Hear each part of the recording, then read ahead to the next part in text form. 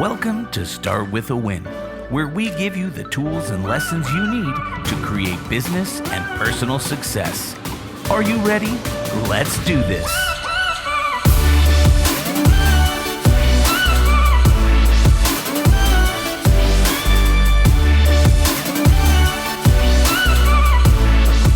And coming to you from top of the 12th floor, Remax World Headquarters here in Denver, Colorado, it's ADAM CONTOS with Start With a Win. How you doing, Producer Mark? I'm doing so good. So good. Yeah. We're here wrapping up all of our recordings in the studio for the last top of the 12th floor. Oh, yeah. Then we go to either Brand Viva Media Studios or the Fort Contos basement studio a la COVID. That's right. Which that thing has been very reliable. It's grinding. That place is crushing. Awesome. Hey, we've got a great friend on today. We do, yeah. Don Yaeger is a nationally acclaimed inspirational speaker, longtime associate editor of Sports Illustrated. Hello, that's awesome. Author of over 30 books. Again, awesome. 11 of which have become New York Times Bestsellers. Dang. Talk about crushing. Today, he studies how playing sports shapes Fortune 500 CEOs on his podcast, Corporate Competitor. He has interviewed CEOs of Delta, Disney, Bank of America, and our very own ADAM CONTOS. Hey! Don, welcome to Start With a Win. It's good to see you again. Thank you. I got to tell you, Adam, when I interviewed you, it was like, I think episode 53 of my podcast. You were in the Contos cave or whatever you call it, and I remember having a high cool factor though, but not as cool as that walk-on music. I need to up my game. Like that's strong walk-on music. Well, we've been friends for quite some time, and you've got some incredible books and do some amazing work helping people, really truly understand, teamwork. Teamwork, it doesn't matter what type of industry you're in, things like. In fact, I can see one of your books behind you, Great Teams. It's fantastic, all the things you're doing. And it all comes from your roots of, Sports Illustrated, and that helped really, I guess, probably get you in the mindset of that and things to look for. So can you tell us a little bit about your time with Sports Illustrated and how that led you to where you are today? Absolutely. I'll tell you that first off, I grew up as a kid reading Sports Illustrated. So the idea to go to work at that place that was iconic, right? It was a brand that you wanted to be associated with. I also had been studying for years the art of storytelling, and many of the people I thought were great storytellers were other writers at Sports Illustrated. So suddenly I'm in the presence of people who I had been studying because I was so fascinated by them. But the community is really small. There's only 30 senior writer, associate editors at Sports Illustrated at any time in the world. And so you're working with world-class talent. But what I loved about it was that when you're around all that talent, there was zero jealousy, right? And that was one of the unique experiences about being there. People weren't arguing, well, your success means I didn't get that opportunity. I loved it. Everybody looked at each other as a true, highly respected peer. And it made it really just an unbelievable place to work. 12 years was a great gift, and it kept me on the road a lot, but it was a great gift. Awesome. Well, you talk about that lack of jealousy. Do you think that was absorbed from some of the major sports athletes, the stars that you worked with? Because so many of them are givers, and they're trying to help their team win because rising tide raises all ships, especially in a team environment. Was there a transference of that because you guys were around it so much? I think that's a pretty great assessment, Adam. I don't know that anybody ever quite thought of it that way. I think what you realize is, and this is true of really high performing organizations, right? That you don't sit and try to compare yourself against others. The great ones are really comparing themselves against their potential, and that when you see that as a regular, and then it becomes absorbed into your culture. As you said, the rising tide brings us all up. Awesome. And I want to ask you about something, when you talk about the greatest of all time and so many things, everybody nicknames him the GOAT now. One that comes to mind is Michael Jordan. And you had the opportunity to go one-on-one with Michael Jordan, is my understanding. Can you tell us about that? Did that happen? It not only I talk about it every day if I can. Yes, a number of years ago, Jordan he does an old man basketball camp. It's a charity event, right? He brings in 100 guys, 20 of the most amazing coaches in the history of the game, and you're going to play basketball full court against each other. It's a couple of times a day for 4 days. The end result is about $1.5 million he raises for Make-A-Wish. Which is my personal charity, so I love it that it's his as well. But he, on day 3, he brings 20 guys out. He picks 20 guys and says, today you get to go one-on-one with the greatest player of all time. Like, that's pretty awesome, right? To say I'm the greatest of all time and nobody argues. And he says, the rules are simple. And he says, I'm going to let my assistant explain them. She steps up and she says, yes, the rules are simple. See, today you're going to play a game to 1. First guy to score wins. And Michael starts with the ball. Oh, wow. Your job is to guard Michael. If somehow he misses and you get the ball, Michael guards you, and first guy to score wins. What Jordan points out before we even start the entire competition, that only 6, in all the years he's been doing it, only 5 guys had ever scored on him. And today there wasn't going to be a 6th, right? So now he's in your head too. Well, the guy right in front of me, he goes out to guard Jordan, puts his elbow into Jordan's hip because he couldn't get higher than that, and Jordan does a move, leaves the guy on the ground, dunks the ball, takes it out, tosses it on the guy as he's laying on the ground, and he says, "Now you know what it's like to be spanked like a bad child." Right? Greatest trash talker of all time. So then it's my turn, and I decide I'm not going to let him dunk on me, so I back off. And Jordan looks at me and he goes, are you really going to give me this shot? And I looked back at Michael Jordan and I said, I don't think you have it in you. Oh. And everybody starts going, oh, and he goes up, takes a shot, and he misses. And I get the rebound. And I go back outside the 3-point line, and Jordan looks at me and he goes, and I look back at him and I said, aren't you going to return the favor? Like, be a bad defender like I was. Back off. And he said, I know you don't have that shot in you. And as he said that, I jacked it up for 26 feet, nothing but net. Became only the 6th player to ever score on Michael Jordan at the event. But you didn't just score on Michael Jordan. You put up 3 on Michael Jordan. I put a 3 on him. And, I mean, that's the hand right there, too. I mean, wow. Yeah, that's pretty awesome. Awesome. And you've spent, over the course of your career, some amazing time with some of the greatest names in sports history. And I'm sure you've heard some incredible stories, gained some incredible insights, and now you bring a lot of those out to the corporate environment, things like that. Can you share a couple of key points with us? Well, I love, one of the things that's most important is that when you really dig into what made them successful, they're not sporting things, right? It's not about being bigger, faster, stronger than other people. It's about being more mentally, emotionally, spiritually disciplined than the people you're competing against. They would tell you that it was those disciplines that gave them a leg up on others. So what I loved is that their lessons were not sports lessons, right? They were about, how do you manage adversity?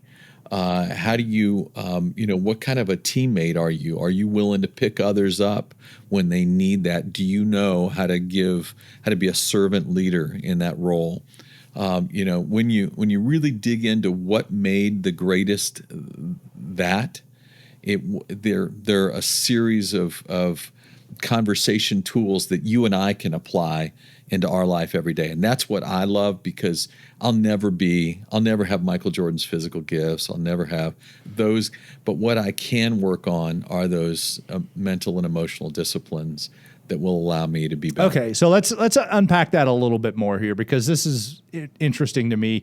I go after achievement every day. I get up and I work hard. And there's one thing that you never hear from these incredible athletes, and that's an excuse. I mean, you never hear that. Can you give us some insight? I mean, is that something that comes up when you talk to these folks, or is it just that it's completely avoided? How does that fit into their lives? It absolutely comes up if you ask them about it, right? If you say, gosh, I mean, you had every reason to blame the wet turf, the bad referee, the ball, and all of them, first off, they'll point out the opponent played with the same set of circumstances, True. right? So, if you choose, but Michael Jordan actually in this same interaction that we were talking about at this event, actually said a line to me that was so great. He said, "A loss is not a failure until you make an excuse." Ooh. And I love that line because for him, he uses losses as an opportunity to reevaluate. He loses losses as a moment of introspection and reflection. And Nick Saban says all the time, never waste a good loss, right? Because especially if you're a Nick Saban, they don't happen that often. You gotta make sure you make the most of them. That's the mindset you see in high performers, in people that want to take themselves and are willing to take themselves to the next level. Okay, give us that quote one more time. I want everybody to hear this again. A loss is not a failure until you make an excuse. A loss is not a failure until you make an excuse. I love that.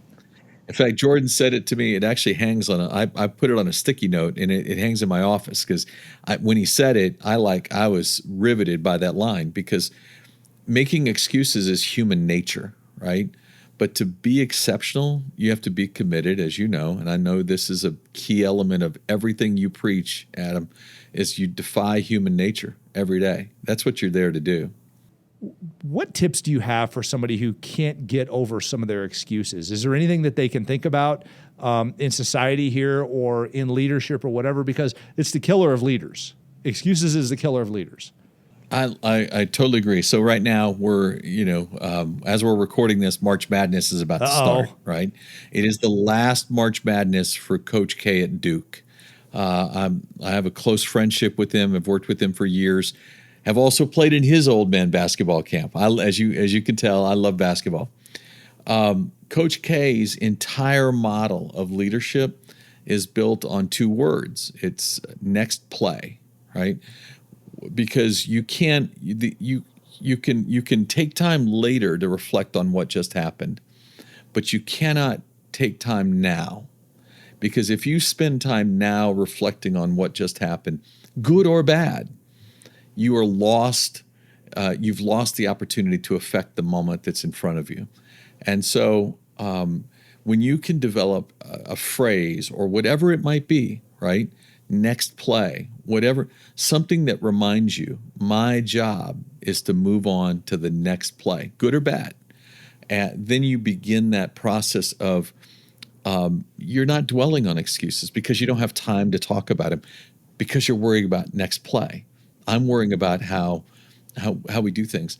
And then giving people, this is the second piece of it, giving people around you permission to call you out when you're not living up to that commitment. Incredible talk, Don. I want to thank you so much for being here. I do have one question I ask all of our amazing guests on Start With a Win, and that is, Don Yaeger, how do you start your day with a win? So I'm a person of faith, so I hope I'm allowed to share. Of course. My day opens with prayer and a devotional every day. Like I wake up grateful, and that's expressed in that conversation. But I also I'm a big believer, and I'm constantly changing them out. I have particular phrases or words if I'm really trying to get better at something, and I tape them to my mirror. I don't know. I'm sure you've probably heard that 100 times. But that idea of if I know that I'm struggling or I'm working on something, I'm putting it on the mirror, because as I spend that time, grooming or doing whatever, I'm trying to make sure I'm reminding myself this is something that we have to do, right? It's a repetition world, and we're better when we repeat things to ourselves. Awesome. Don Yaeger from Sports Illustrated, Corporate Competitor Podcast, interviewing Fortune 500 CEOs. Just an amazing man, and somebody who scored points on Michael Jordan. Hello, we can't let that go. And it was a 3 with that hand right there. So thank you so much for being on Start With a Win. It's good to see you again, my friend. Awesome. Thank you, Adam. Hey, and thank you for listening to Start With a Win. If you've just been passively hanging out and not really subscribing to the podcast, I encourage you to subscribe to the podcast. That way you'll get notified when new episodes come out, and it'll help other people find the show.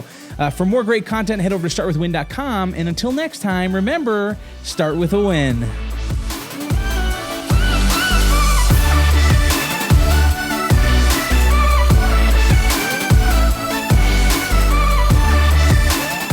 Next play. That is burned into my head. So Coach K has an old man great. basketball camp that I play in all the time too, and that's his thing, right? You know, he said if you do something wrong and you spend your time with your head down as you're running down the court, he said that's the ultimate act of selfishness, because you're in that moment you're focused on me as opposed to the other four who need me to be better than I just was. And so you got to get the next play, and you got to do it quickly. When you were young, did you just have like a passion for writing? And then, Sports Illustrated seems obviously like a pie in the sky idea of like, I'm going to go work for them. What was your journey to get all that figured out? So, yes, I always loved writing. My father was a preacher, so I grew up, around great storytelling. Most preachers are pretty good storytellers. Some of their stories are true, and it works out pretty well that I love the art of telling a story and then writing it was kind of something I fell into. But Sports Illustrated, I never expected I'd end up there. It just happened that I had the opportunity to write a book with another Sports Illustrated writer while I was a newspaper guy. And my work and name became more well known. You know how it is. We catch breaks. We have no idea why sometimes. Yeah, a divine break, if you will. Yeah. Well, you're right. You figure out the moment becomes yours, and then do you rise to it? And I don't think I'm overstating it to say that things went really well. The book became a big-time best-selling book, and as a result of the two of us having worked together, now my name is on a new whiteboard. That's what you're looking for. Awesome. That's great. Well, hey, thanks so much for being with us, and thanks for sticking around for the after show here on YouTube. And if you haven't hit that subscribe button, click it now. And if you enjoyed this episode, hit that thumbs up icon as well as the bell icon, because it'll notify you next time we drop a new episode. So until next time, we'll see you when we see you.